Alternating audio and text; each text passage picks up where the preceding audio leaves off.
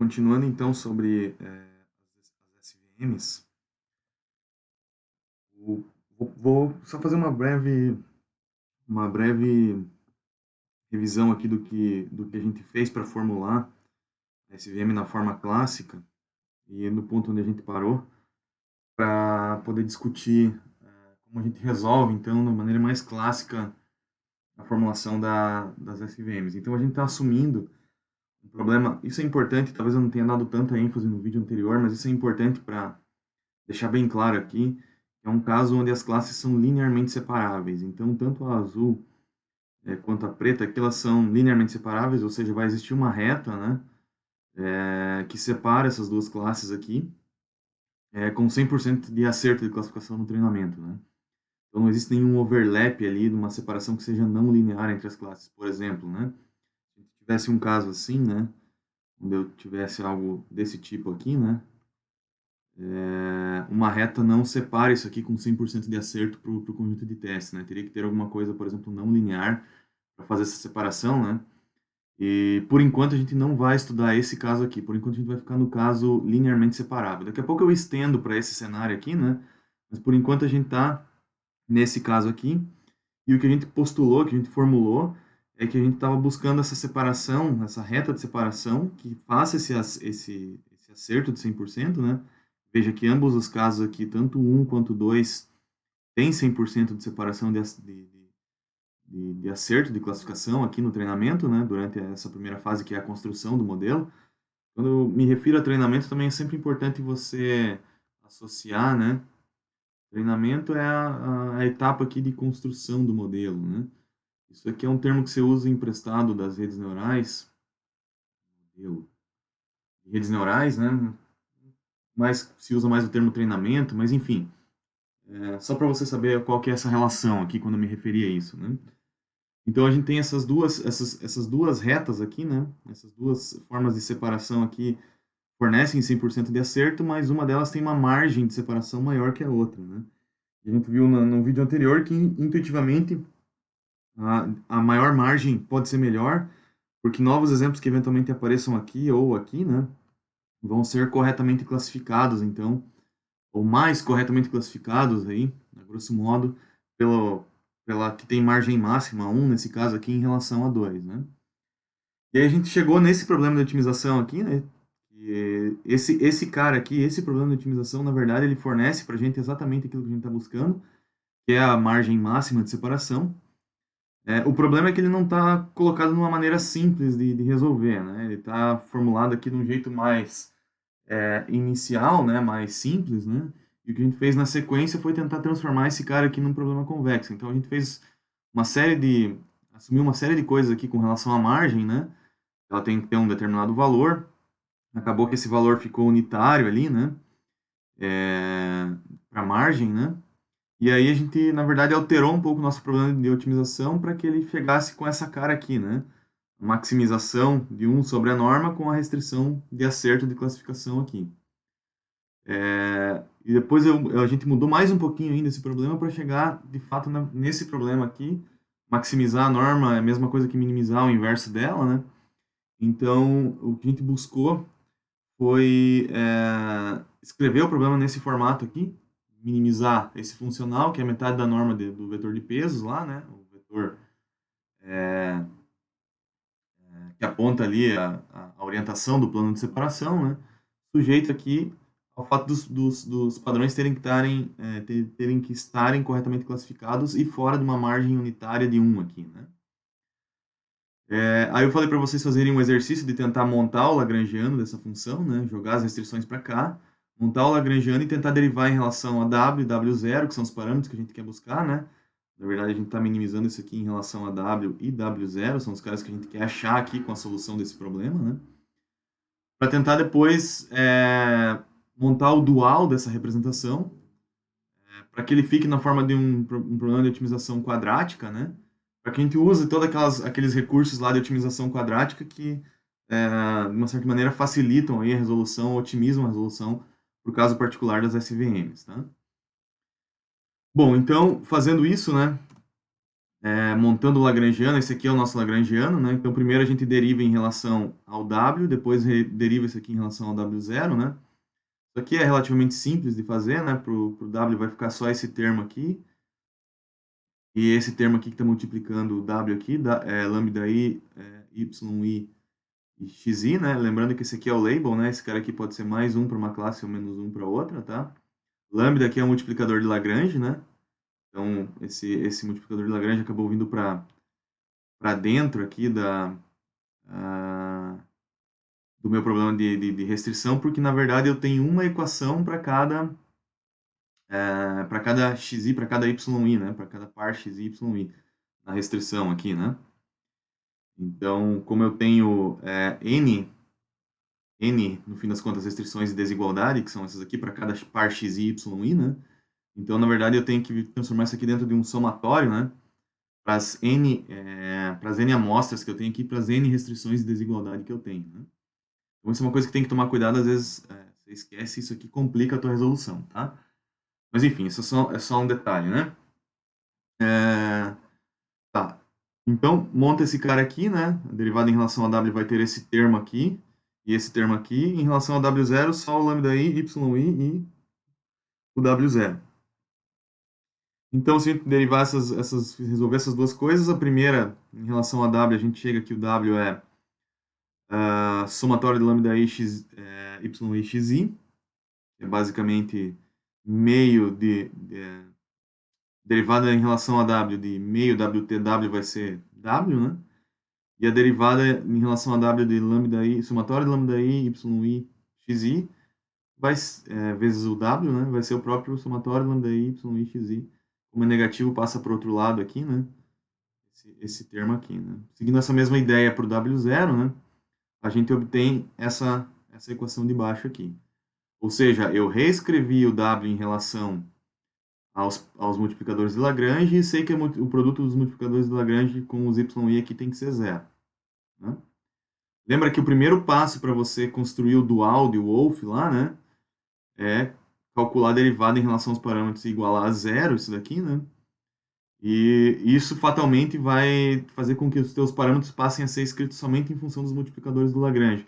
Porque lembra que no dual a gente está pegando o problema e resolvendo um max em relação aos multiplicadores de Lagrange, né? De um min aqui em relação aos parâmetros, né? Assim, bem a grosso modo, é isso que a gente está fazendo lá com o dual.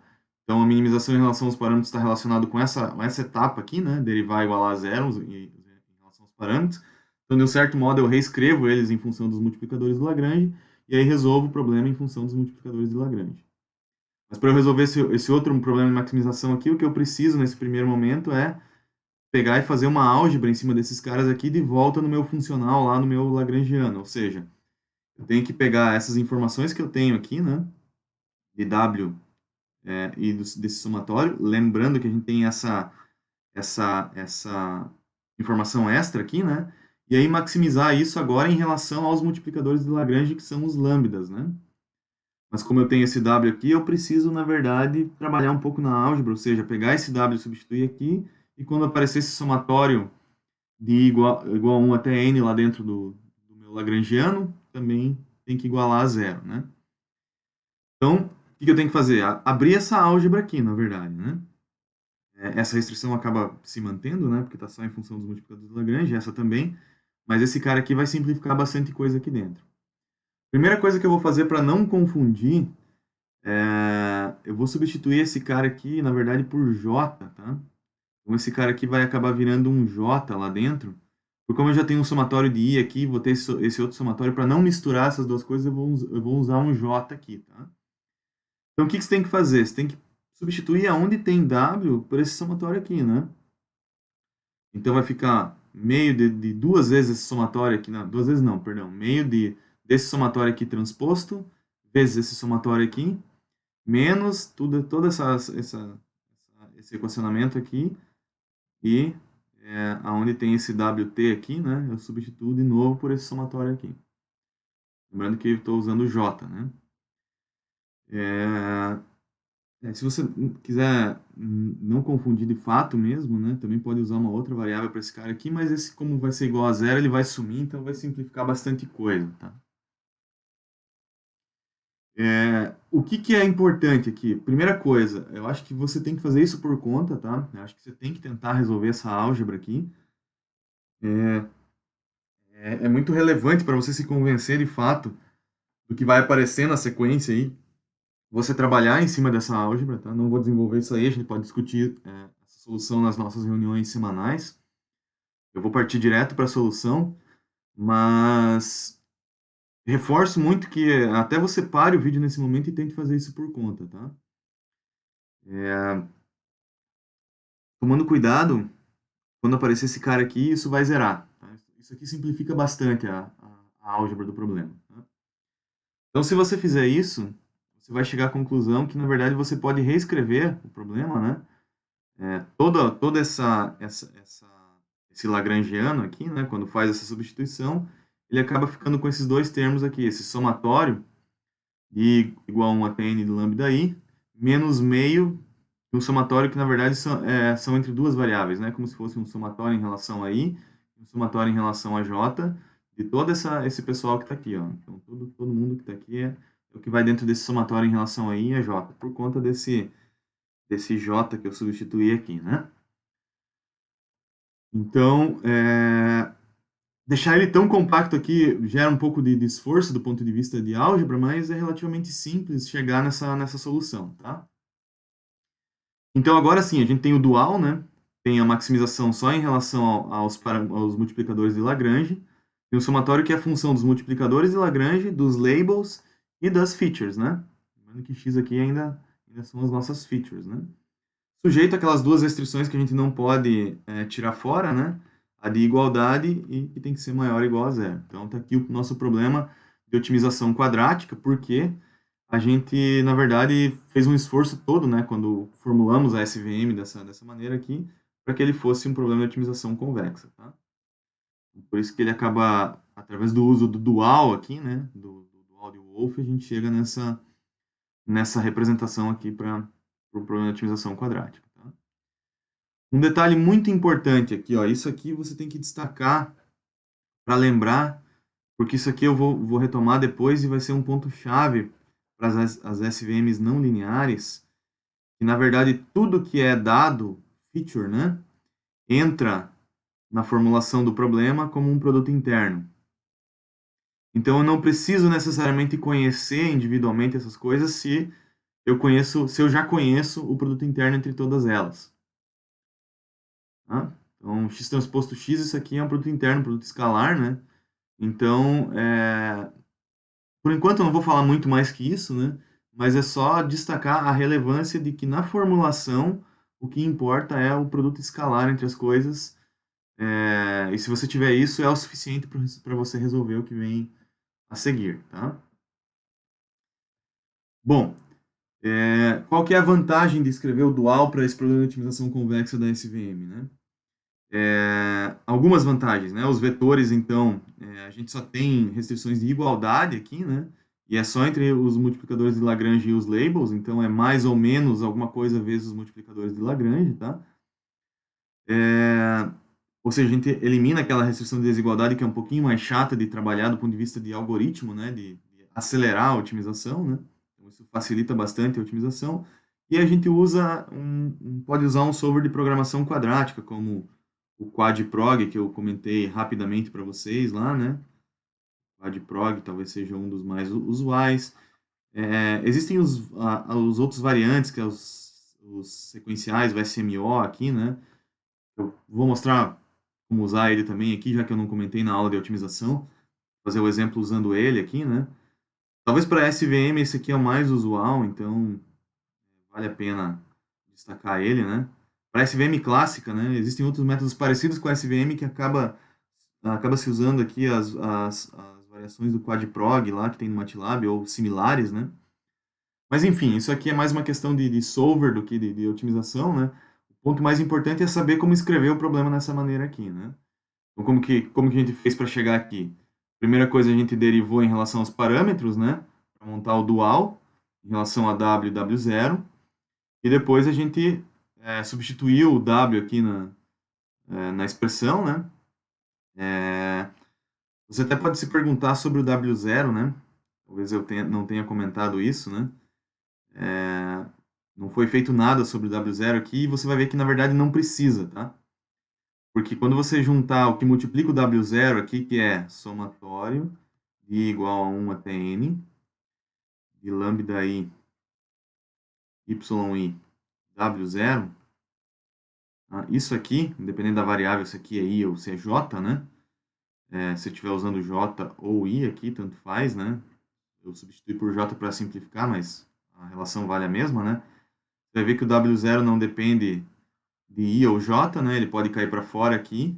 Isso significa que o somatório de lambda y e é zero, então W0 vezes zero vai dar zero, então ele acaba sumindo, tá? Então esse é um outro detalhe que é importante se atentar. Mas enfim, a gente passou por isso aqui, né? Aí substituiu o W lá, montou o dual, e aí daqui em diante é chamar o solver. Aí qualquer solver que resolva a programação quadrática é suficiente para trabalhar com SVM, pode ser o quadprog, daí tem que fazer todo aquele esquema de escrever o H, F, tal, A, né? Todas aquelas matrizes lá, que é um pouquinho mais chato aqui para esse caso, né? Ou depois, como eu vou mostrar para vocês no nosso exemplo prático aqui, usar esse SMO, que é um bem clássico também, bem usual para SVM.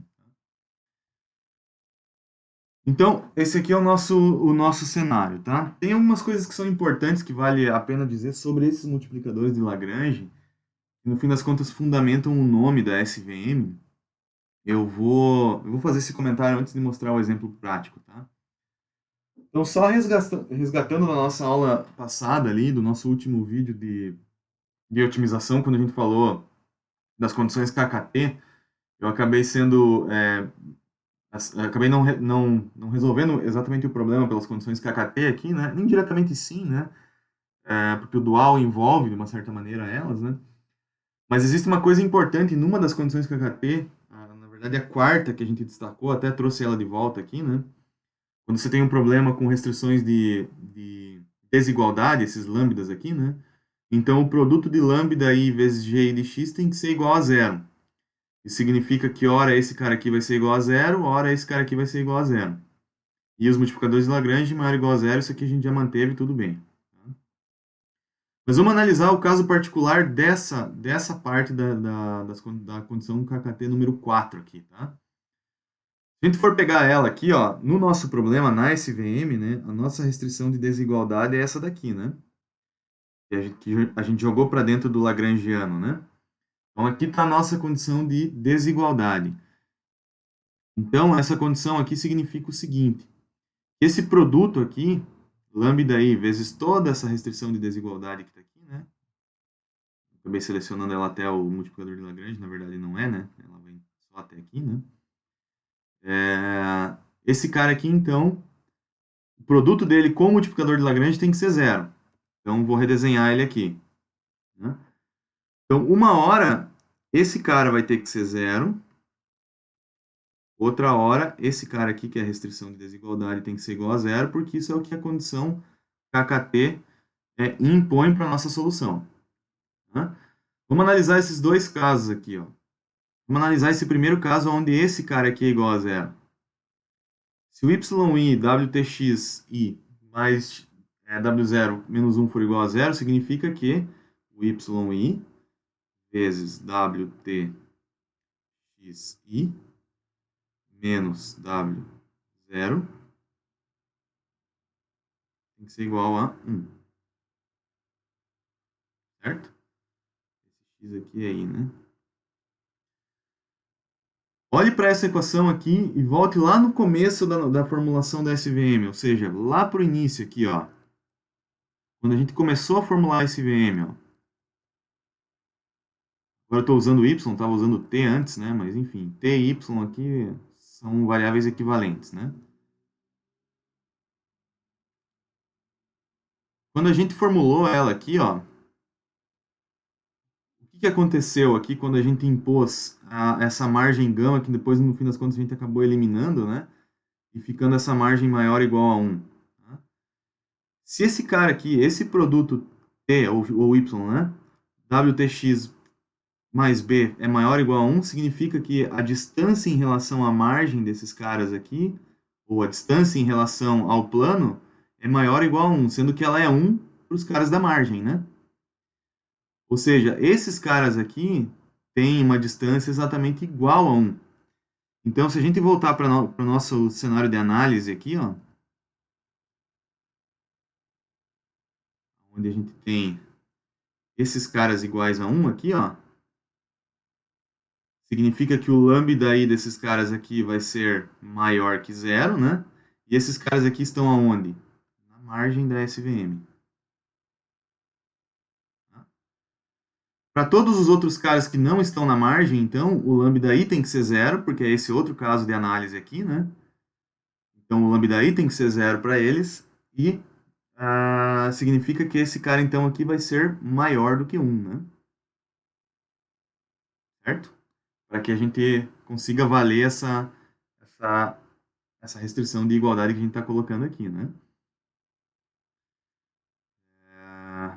Bom, então, dito isso, o que é importante da gente pensar? Esses lambda i que estão na margem, ou seja, que são diferentes de zero, são maiores que zero, né?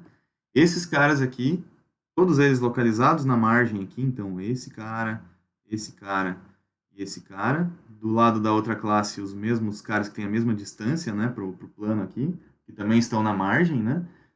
Eles vão ter o lambda i maior que zero, diferente de zero. Então, esses caras aqui são os que dão o suporte para a construção do plano de separação. Então, por isso que a gente dá o nome, né? Se dá o nome para esses caras aqui de vetores suporte. Dando suporte para a construção desse plano de separação. Todos esses outros caras aqui têm um lambda igual a zero, tanto aqui quanto aqui.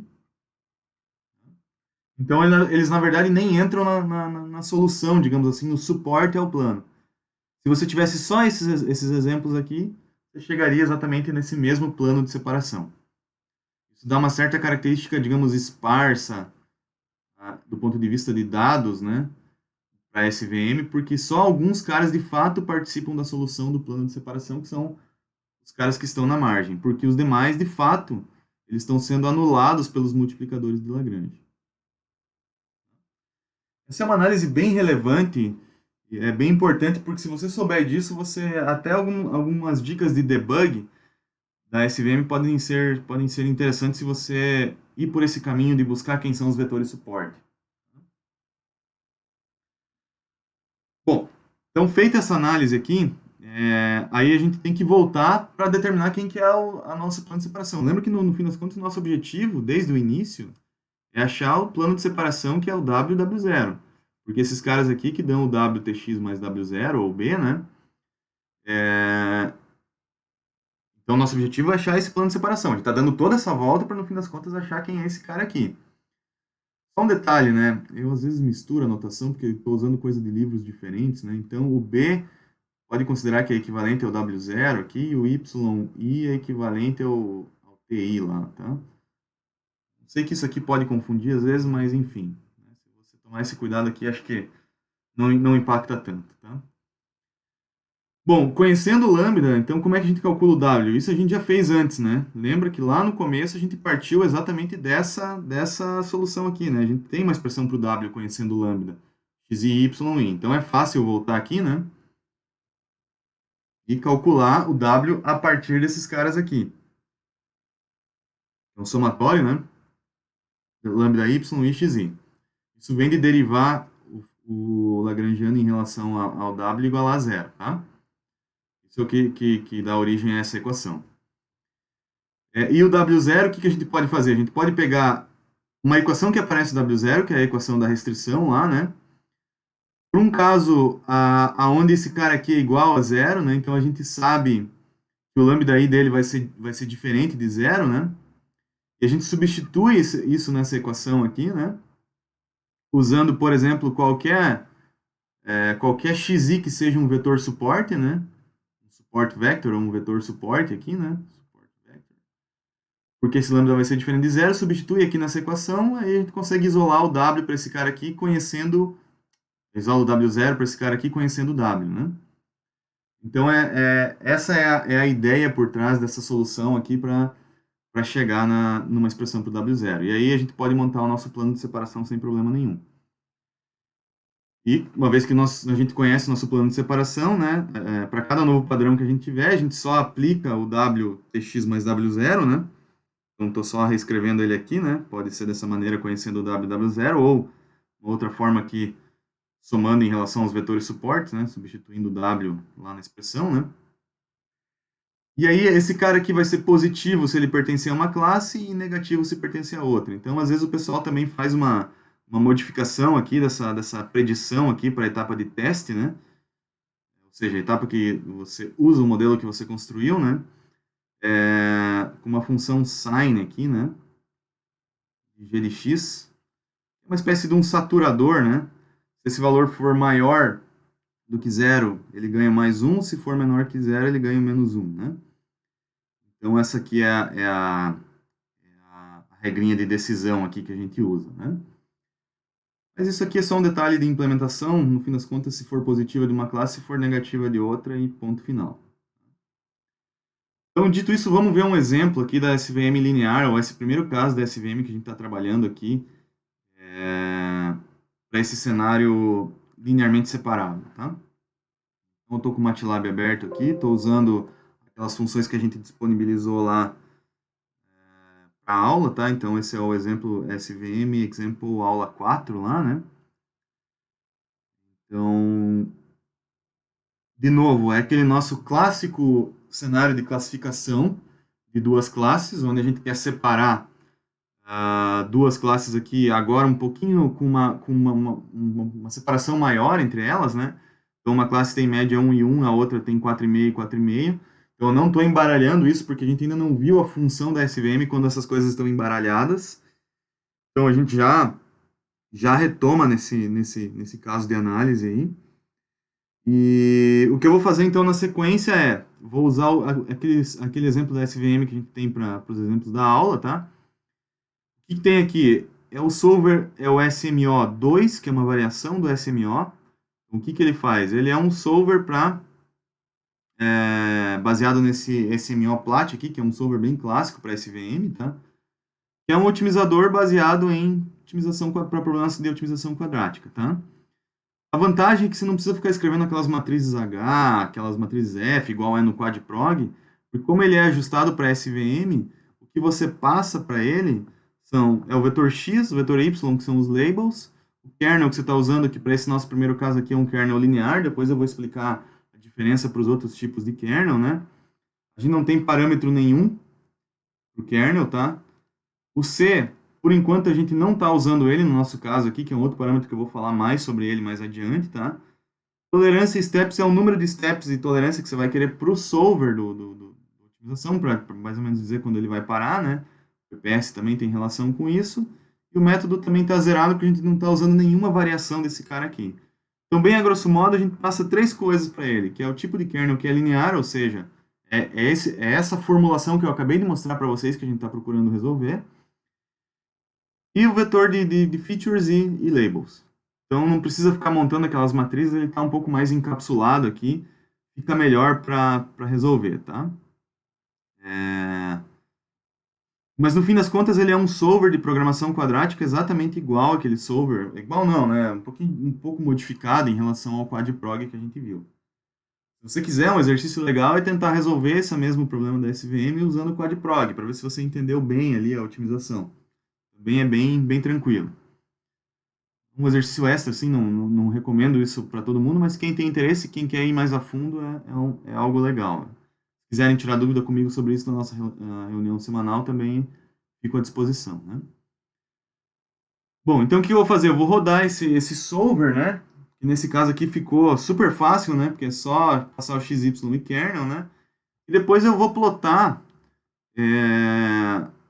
tanto os dados ali, né? A minha superfície de separação, meu plano de separação, quanto os vetores suporte, ó.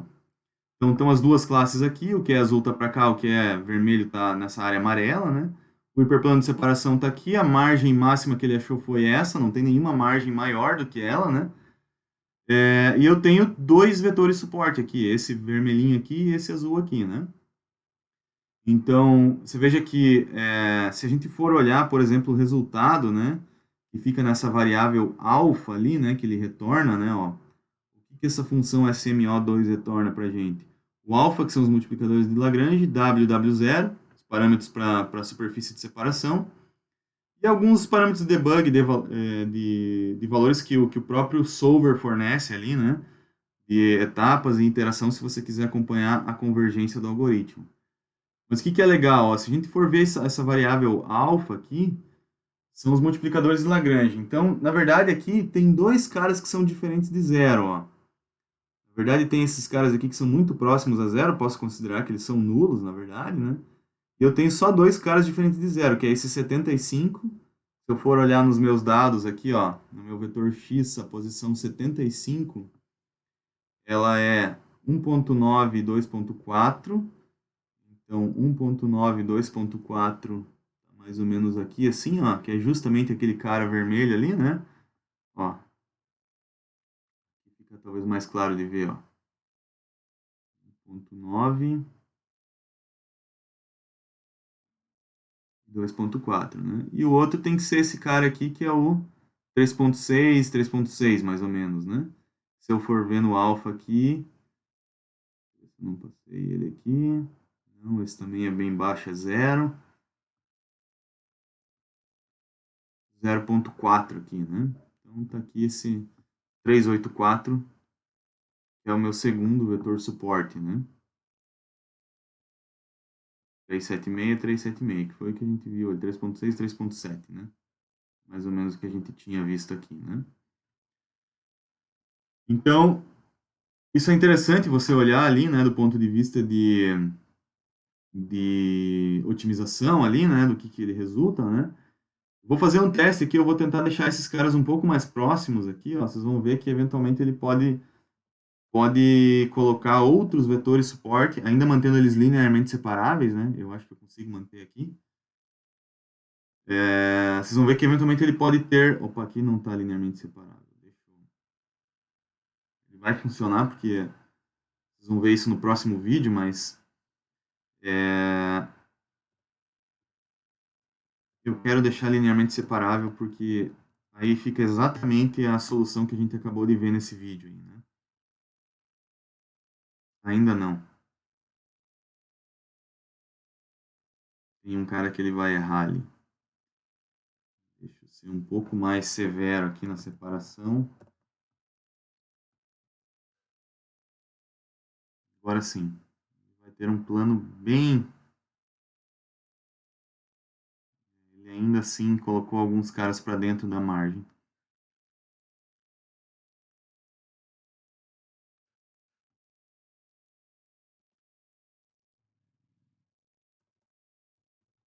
Bom, isso aqui é mais para ter uma ideia, né? Depois vocês podem também brincar com essa separação aí, né? E vocês vão notar que...